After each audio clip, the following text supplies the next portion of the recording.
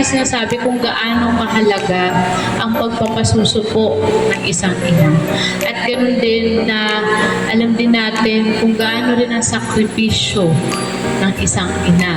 Ano po, bagamat hindi pa po ako isang nanay o isang ina, pero nakita ko po sa mami ko, sa mga kapatid ko, sa mga pinsan ko, sa mga kaibigan, kung gaano kahirap ang ginagawa ng isang ina. Ano po, sa panganak pa lang, tapos obligado ka, napasusuhin mo, imbis na matulog ka, magpapasuso ka pa.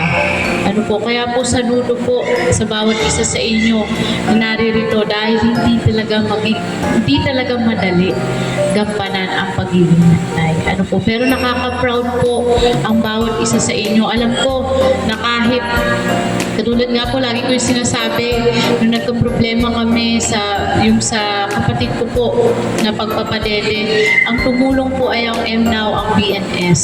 Ano po, tinuruan nila paano maghagod. Dahil ang kapatid ko na-frustrate siya, sabi niya, kawawa yung baby ko, hindi makadede sa akin kasi ang hina-hina ng gatas niya.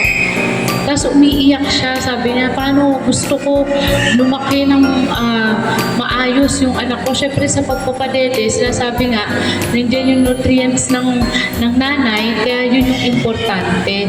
Ano po, kaya sana kahit mahirap, alam ko, sabi ko nga, mahirap ang magpasuso. Mahirap dahil kailangan natin gampanan, gawin pa rin po natin.